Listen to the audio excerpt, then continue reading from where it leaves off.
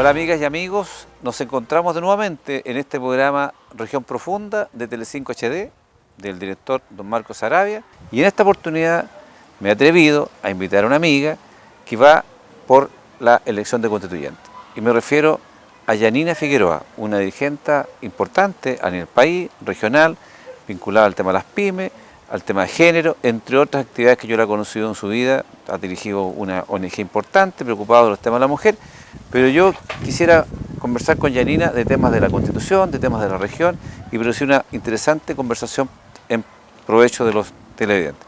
¿Cómo estás, Yanina? Muy bien, Manuel, muchas gracias. Hace tiempo que no estábamos en el programa Región Profunda. Agradecer obviamente a Telecinco HD, a Marcos, que quiso de nuevo reflotar este programa en el cual estuvimos tanto tiempo conversando sobre la contingencia nacional. Llegó el estallido social, vino la pandemia y finalmente no pudimos seguir haciendo este programa que era bastante importante para la región, así que básicamente agradecer el espacio y el hecho de que estemos nuevamente juntos ahora, cumpliendo roles distintos desde que estábamos haciendo el programa tú y yo. Y en cargos distintos, estamos postulando, yo en mi caso a gobernador regional y Yanina a constituyente. Yanina, mira, uno que ha sido regionalista toda su vida, dirigente nacional, regional, consejero y hoy día candidato, ¿cómo podemos mirar de una forma distinta este proceso de regionalización? ¿O qué piensas tú que debiéramos incorporar a la Constitución para cambiar Chile, para cambiar lo que nos ocurre, estas brechas de desigualdad, un Chile que no se desarrolla armónicamente? ¿Cuál es tu mirada respecto a este tema, especialmente pensando en el programa de este canal, que es Región Profunda, tiene que ver particularmente con los territorios? Bueno, tantas veces hablamos de ese tema, ¿te acuerdas, Manuel, cuando estuvo peligrando inclusive la elección de gobernador regional? Hablamos también cómo fue este proceso de llegar a iniciar un proceso de finalmente repartir mejor el poder para las regiones. Lo que sucede con esta elección y por qué es tan importante y tan relevante es que finalmente tantos años pidiendo que nuestras regiones tuviesen autonomía, tuviesen riqueza, tuviesen la posibilidad de autoadministrarse, porque es la única manera de ganar al centralismo. Nosotros hemos vivido catástrofes gigantescas y el aparataje estatal es muy difícil de mover. Hemos visto también cómo el centralismo de las compras desfavorece absolutamente a las empresas que trabajamos en regiones y finalmente nuestras regiones no atesoran la riqueza que generan. Tú más que nadie sabes que desde nuestras principales ciudades de la quinta región tenemos 2 puertos gigantescos que no dejan nada. Entonces esto nos invita también a soñar la posibilidad de un Chile distinto. Ahora, este proceso de regionalización se topa con una de las elecciones más importantes que tenemos en el país, sin duda alguna, que es específicamente la constituyente en el cual... Pero antes, ¿por qué decidiste involucrarte en este proceso electoral que es tan difícil? ¿Ya? Y era distante para ti, porque tú estabas muy involucrado en las pymes, en el comercio, tan golpeadas con el estallido. ¿Y por qué decidiste dar este paso de ser candidata a la constituyente? Mira, esta candidatura nace básicamente de las bases nacionales de los gremios pymes. Tuvimos un 2020 muy difícil en cuanto a la incidencia técnico-legislativa. En el fondo fuimos a pérdida en todas las veces que a mí me tocó estar en las comisiones de Hacienda y Economía. Y frente a eso, y frente también a la petición de varios dirigentes nacionales que me dijeron, mira, Yanina, tenemos que estar en la convención, algunos de nosotros ya no tienen los años como para poder estar, estamos agotados también de tantos años de estar dirigiendo gremios, y me dijeron, bueno, nosotros te apoyamos, así que me involucré en esto. Fue difícil tomar la decisión para mí. Yo soy un poco díscola, entonces eso de tener que estar con una disciplina, de una candidatura, y además después de un 2020, además un poco también doloroso en lo personal. O sea, yo vi cerrar muchas empresas de socios nuestros, de amigos nuestros, frente a la indolencia absoluta del gobierno. Yo venía muy afectada también emocionalmente en eso. Me costó mucho tomar la decisión. Tú te defines una mujer de centro izquierda porque tú eres independiente hoy día. Sí. ¿Dónde te ubicas de mejor manera? Yo me ubico básicamente una mujer de centro izquierda. Pero sabes qué, Manuel, yo creo que hoy día a la gente no le interesa de dónde seas. A la gente lo que le interesa es tu coherencia, es la sintonía que tú puedas tener con todo lo que la gente se ha quejado y con todo lo que nos hemos quejado. Si cuando en el 2020 yo hablo frente a los ministros y a los parlamentarios con tanta vehemencia es porque efectivamente nosotros advertimos lo que iba a suceder si es que no llegaban ayudas concretas, que no llegaban ayudas que además en el contexto internacional habían ejemplos que poder rescatar, que nosotros le dijimos al gobierno que pudiesen hacer ese tipo de ayuda. Y hoy día, frente al cierre y inminente de un sector tan importante para la economía de nuestro país, no queda una sensación en el fondo de que uno tiene que ser estrictamente apegada a lo que estamos reclamando todos los ciudadanos, mayor justicia en el fondo, si lo que queremos es derrotar las desigualdades, acabar con un sistema que nos amordaza. ¿Y qué es lo que tú quisieras corregir en la Constitución o proponer? Porque una cosa, ya estamos hablando de que partimos de cero, entonces, ¿qué es lo que tú querías proponer con tu mirada de mujer, de dirigente, en esta nueva Constitución? Mira, para mí es fundamental primero apoyar una descentralización, una federación de país o un sistema parecido, federado o regionalista, continuar con este sistema regionalista que efectivamente nos dé poder de autonomía y decisión económica en las regiones. Por ejemplo, las decisiones de compra de los organismos públicos en nuestras regiones se están tomando a empresas santiaguinas o transnacionales o empresas demasiado grandes. Nosotros lo que producimos en la región generalmente son servicios y son algún tipo de productos. Que seamos capaces de, en nuestra región, concretar esos negocios, y eso requiere de una mirada dentro de la Constitución que releve el rol de las empresas de menor tamaño, no solamente como las mayores generadoras de empleo, sino que además pueda prever que la concentración de mercado es algo que no habla con la prosperidad de las personas. Entonces, ¿cómo hacemos la economía mucho más justa? ¿Cómo repartimos mejor la riqueza? ¿Cómo a partir de los derechos que queremos adquirir como ciudadanos, el agua, la educación, etcétera, todo lo que se ha hablado de los derechos, también somos capaces de generar un nuevo sistema tributario que no nos tenga el 20% del PIB, sino que sea mayor? Y ojalá que los que más tienen puedan dar más. Mira, de esa perspectiva yo te quisiera plantear mis propuestas como candidato a gobernador, que son, creo que muy importantes porque uno con la experiencia que tiene, porque yo creo que mi principal atributo es la experiencia y la trayectoria. No vengo a conocer los territorios, los problemas ahora en campaña, sino que he estado toda una vida dedicado al servicio público. Y uno ve efectivamente acrecentado entre el estallido y la pandemia las brechas.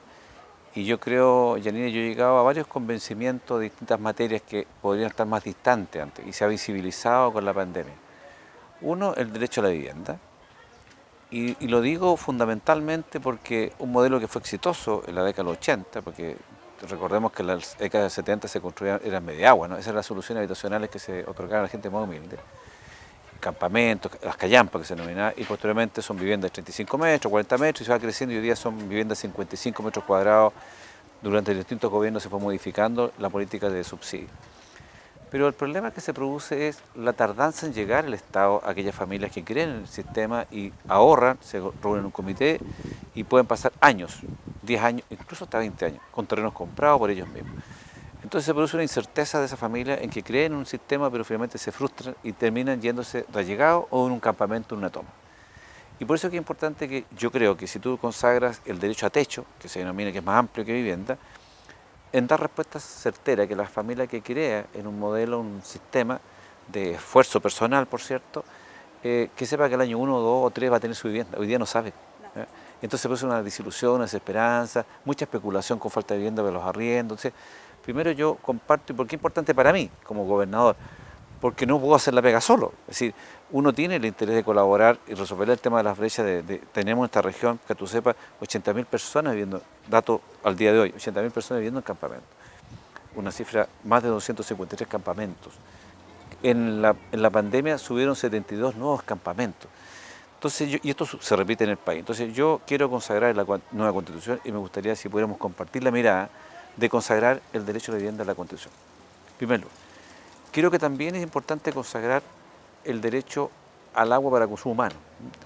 Y hago la diferencia para que no se entienda la actividad económica, porque ahí se paga. Porque yo prefiero que quede consagrado en la Constitución y en las leyes, las bajadas, cómo se otorga ese derecho, a un criterio, un descriterio de un tribunal. ¿Qué es lo que nos ocurrió en Nogales por parte de la Corte Suprema? Que se ordena a un municipio pobre en que tiene que otorgarle a cada familia, a cada persona, 100 litros de agua potable. No dice cómo y le exige. Entonces yo prefiero que quede regulado. ¿Y por qué? Porque una familia que vive en un campamento, que se le otorga agua una vez por semana, con suerte, y hoy día estamos en crisis sanitaria, que te dicen lávate todos los días, no puede cumplir, no puede tener algo tan esencial como el agua. La ley hará la bajada, ¿quién tiene que hacerse cargo de entregar ese financiamiento final? Yo creo que esos dos derechos para mí son tremendamente fundamentales, el derecho a techo y el derecho, en este caso también, a el agua. Y otro derecho que creo que hoy día no está asumido es el derecho a la seguridad. Creo que ahí efectivamente ha fallado el sistema, todos los gobiernos. Y la verdad es que todos nos sentimos inseguros en distintas formas, ¿no?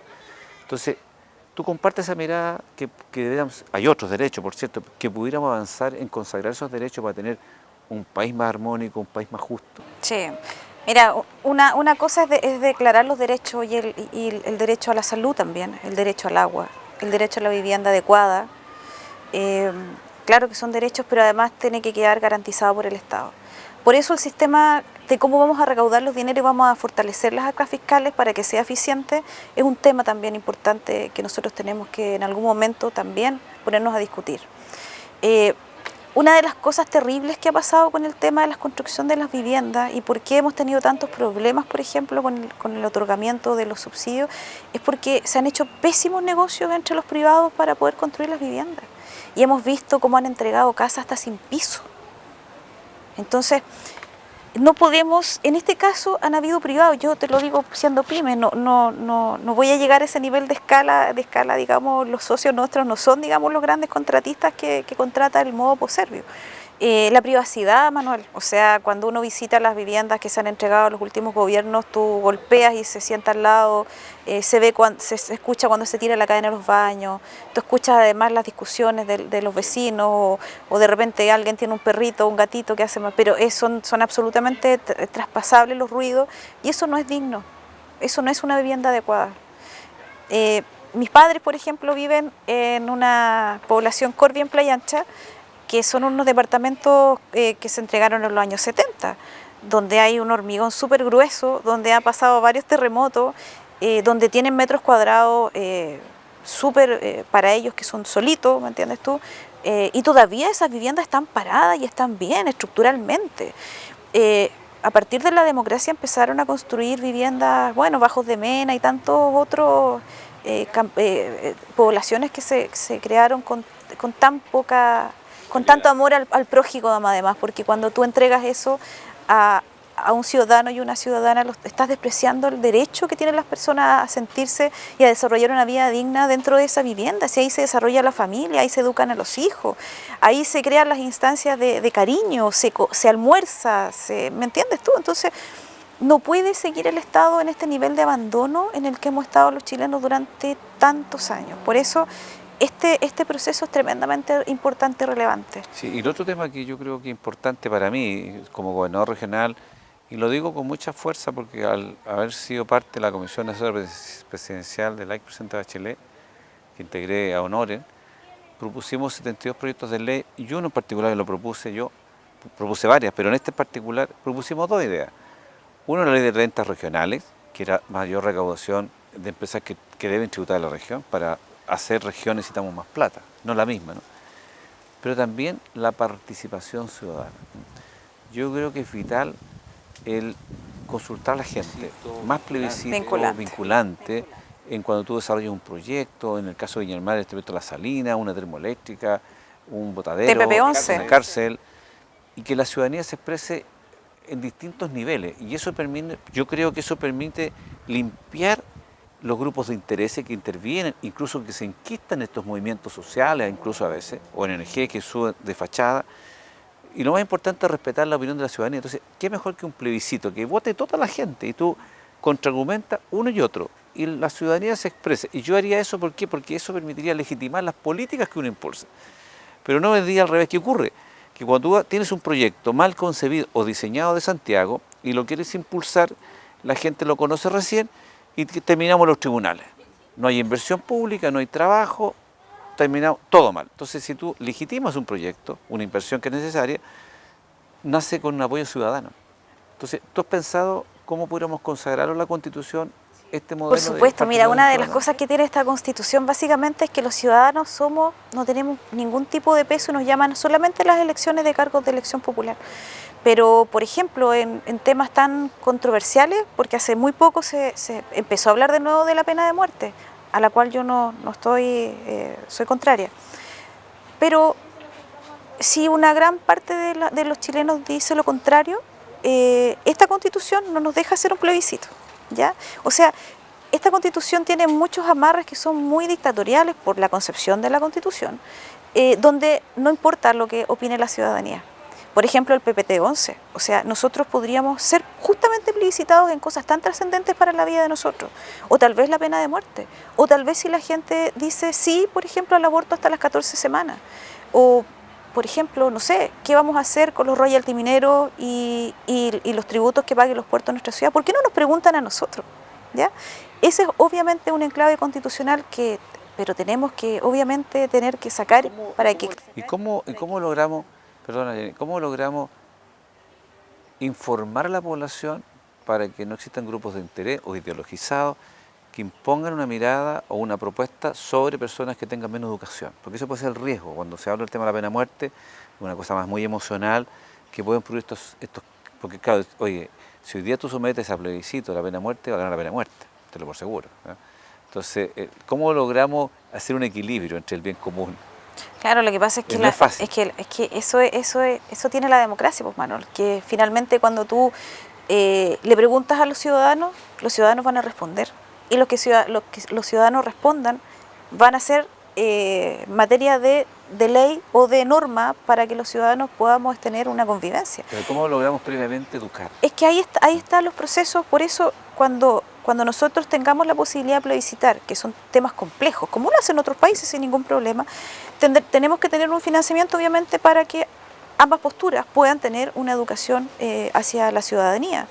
Pero yo creo que a partir del 18 de octubre la ciudadanía está cada vez más educada en lo que está pasando y está mucho más consciente de lo que significa estar inserto en un país. Porque mira lo que nos pasa hoy día, en un debate constitucional, muy poca información, poquísima información.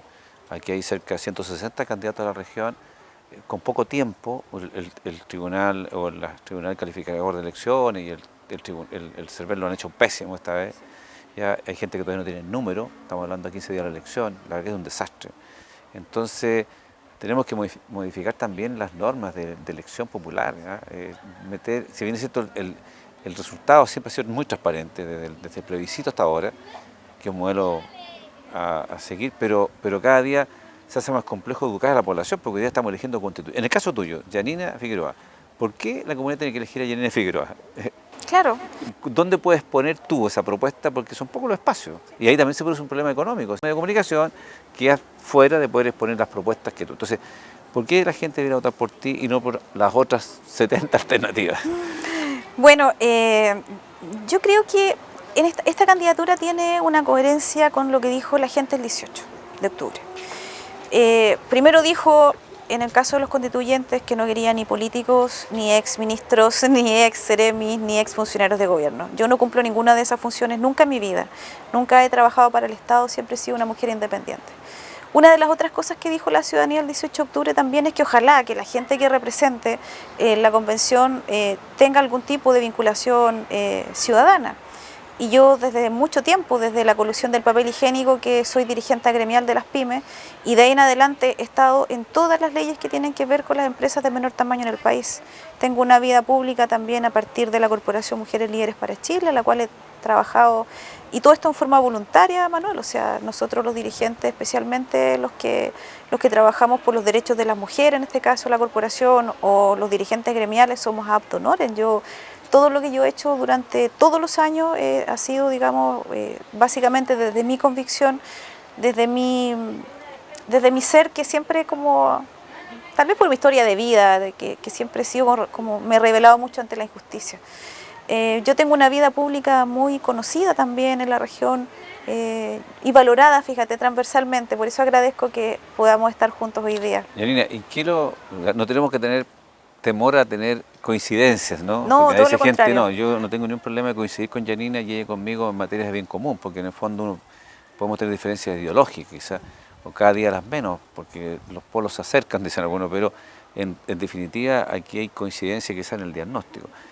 ¿Qué esperarías tú de un gobernador si eventualmente yo soy elegido gobernador ¿Qué es lo que esperarías tú de un gobernador para esta región? En paralelo a lo que ustedes van a estar haciendo en la modificación de la Constitución. Bueno, yo lo primero que esperaría de ti como gobernador es que primero eligieras un equipo paritario. A mí Eso me lo tengo tocó, asumido. lo tienes como compromiso. Así es. Súper bien. ¿Sabes qué, Manuel? Y yo me acuerdo porque cuando hacíamos el programa tal vez no había tanta convicción en ese respecto. Y en eso te felicito porque fíjate que una de las grandes dificultades que nosotros tuvimos en la Constitución paritaria, en la cual a mí también me tocó trabajar con las organizaciones de mujeres, fue que una gran parte de la derecha se opuso. Y algunos pocos estuvieron disponibles a votar y otros definitivamente para no meterse en problemas dijeron yo me abstengo. Entonces yo creo que el ¿Tuviste siglo... que yo tengo mi programa? Sí, por eso yo creo que el siglo XXI y el nuevo Chile de todas maneras necesita líderes que tengan una mirada de la igualdad. Partir por eso. Lo otro, Manuel, yo creo que hay que fuertemente impulsar el desarrollo económico de las ciudades de nuestra región. Empezar a desarrollar nuevas propuestas de valor donde los ciudadanos de la región puedan trabajar en la región. El tema de la seguridad es un tema muy, muy complejo. Valparaíso está prácticamente en el suelo por la desprotección gigantesca que tiene. Ahora, tal vez te estoy pidiendo mucho porque en el fondo necesitamos un cambio de estructura muy profunda de nuestras instituciones que se supone que nos cuidan nos provee la seguridad. Así es, la seguridad es clave porque si no hay seguridad no hay desarrollo, ¿ah? No hay paz social, no hay inversión.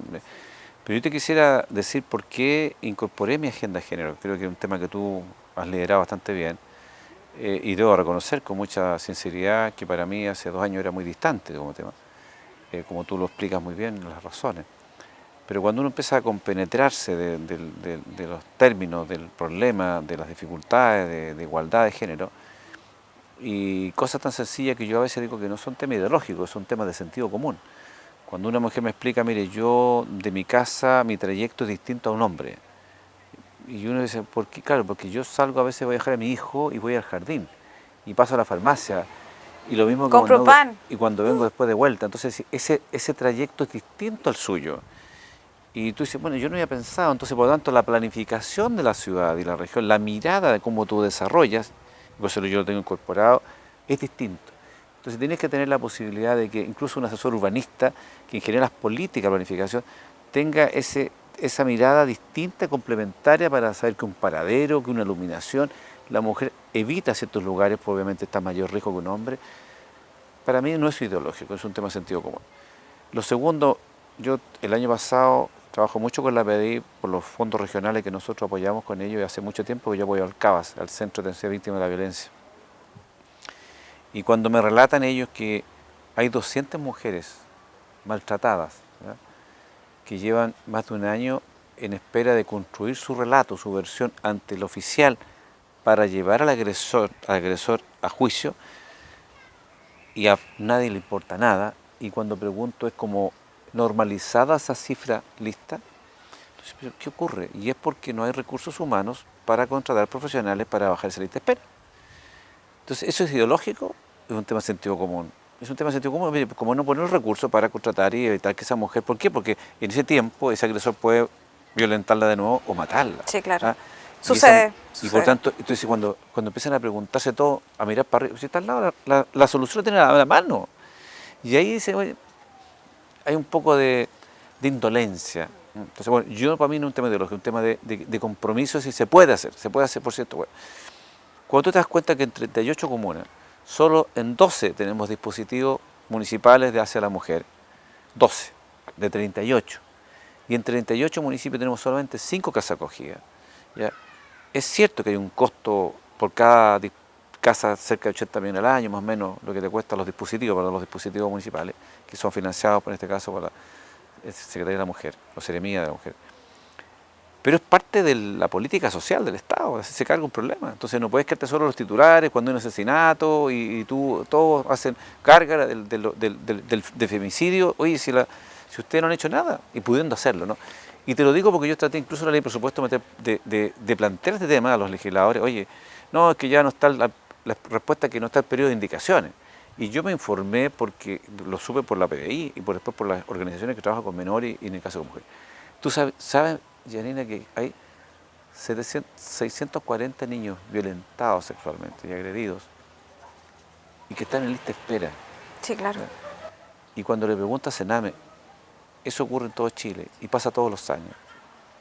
Y solo se requiere contratar profesionales. Entonces, ¿de qué estamos hablando? Entonces, igual, intentamos modificar la normativa y nosotros estamos tratando de hacerlo como región, de financiarlo con fondos regionales. No corresponde, pero está normalizada ese acto.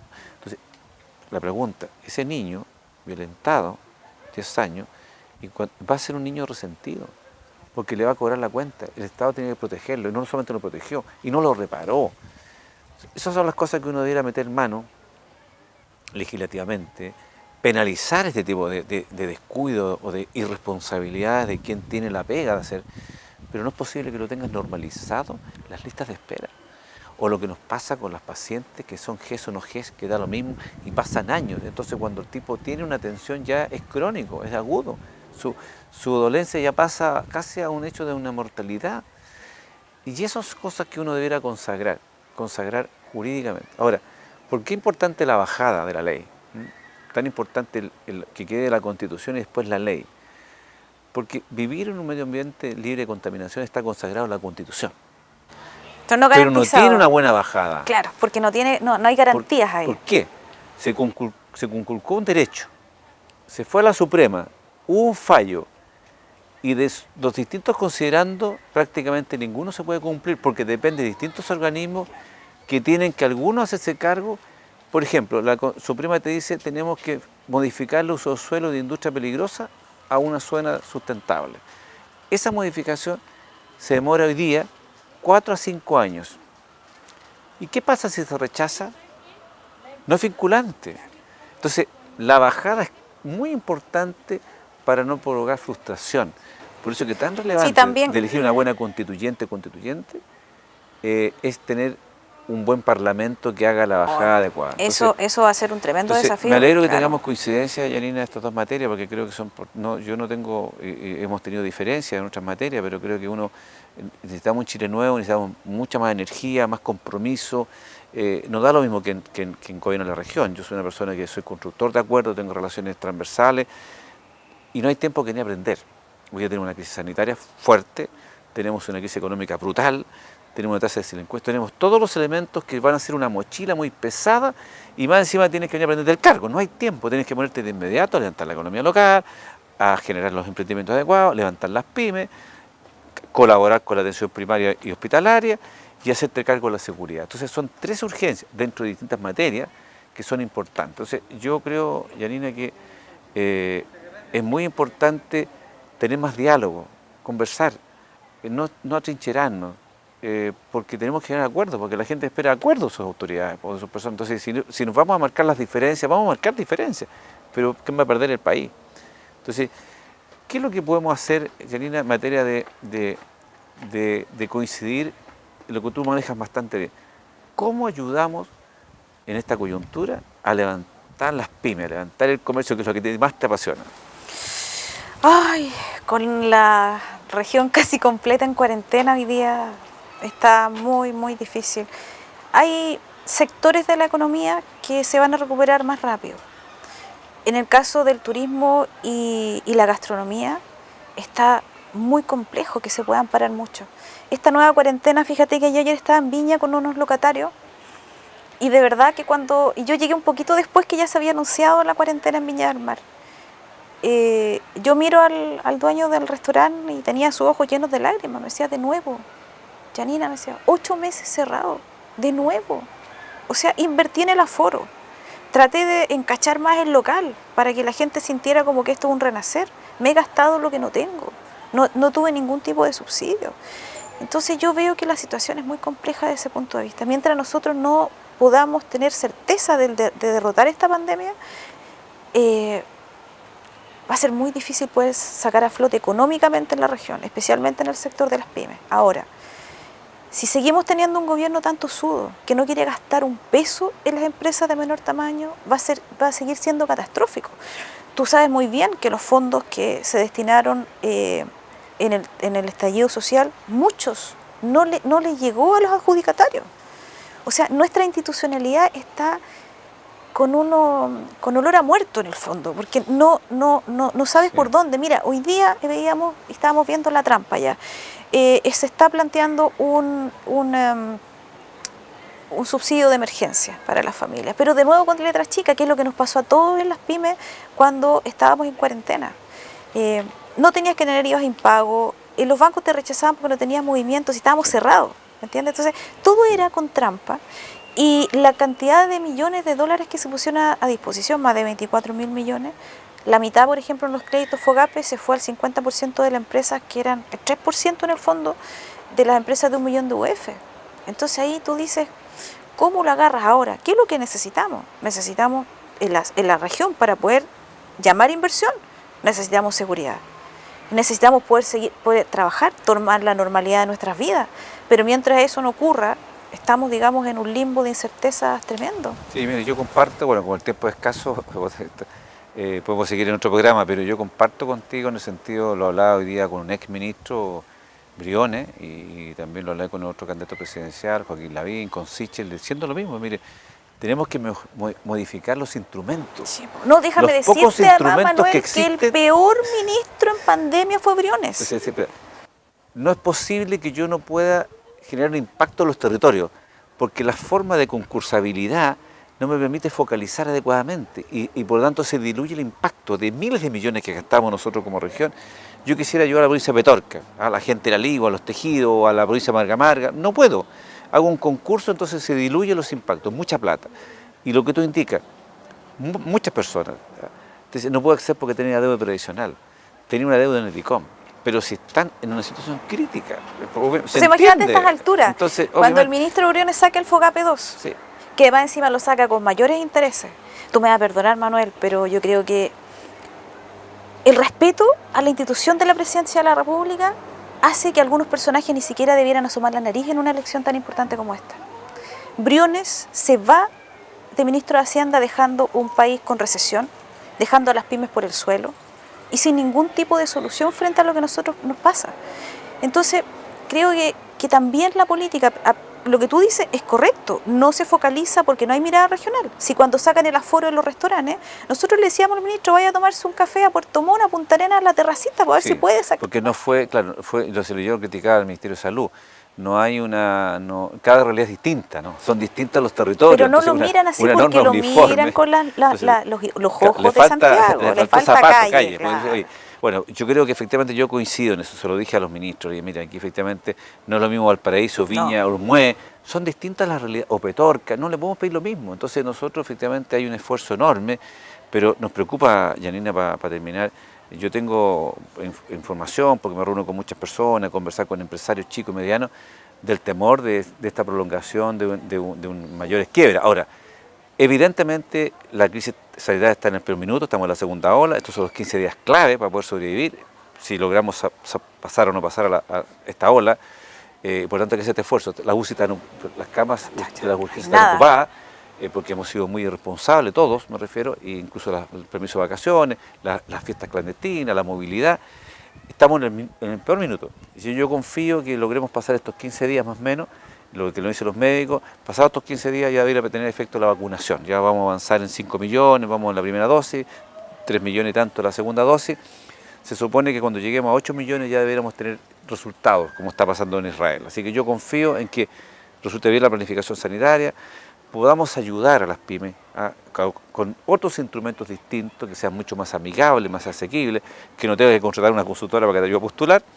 Yanina, el tiempo es escaso, así que te dejo la pantalla para despedirte en este primer ciclo del retorno de post-pandemia en la voz de las regiones. Bueno, agradecer la instancia. Manuel, no había tenido la posibilidad de juntarme con ningún candidato a gobernador, no me ha invitado a ninguno, así que fuiste el primero. Agradecer además a Región Profunda, que fue un espacio que nos acogió durante tanto tiempo, pasamos tantos análisis políticos aquí desde la región de Valparaíso y desde el canal Tele 5 HD, que además es como nuestra casa, así que agradecer eso. Y una nueva constitución requiere obviamente de personas que estén absolutamente comprometidas. Yo me siento muy capaz, muy comprometida, muy coherente además con lo que dijo la ciudadanía con respecto a los abusos. Yo sé de abusos, pues soy una empresaria pyme, nunca voy a crecer a los niveles que han crecido otros porque en este mercado altamente concentrado no se ha movido un ápice el mercado del papel higiénico, tú sabes, pues, sigue siendo 90% a manos de los mismos de siempre. Tenemos mucho que aportar desde ese sentido, una economía regionalista, local, con desarrollo efectivamente donde nosotros vivimos. Un país distinto desde ese punto de vista y una repartición mejor de la riqueza son los grandes sueños que por lo menos nosotros desde los gremios queremos impulsar. Te agradezco, Yanina, y ustedes, estimados televidentes, este fue un programa del retorno de Región Profunda. Le agradecemos al director Marcos Saravia. Nos volveremos a encontrar porque esto es muy importante, seguir conversando sobre los sueños de un nuevo país, los sueños de una nueva región, y obviamente que no tenemos que temer de coincidir o de confrontar posiciones, porque en la medida de un debate sano, con altura y mira, quien gana es la gente, quien gana el país. Así que nos estaremos viendo en otro programa. Gracias, Yanina. Gracias, Manuel.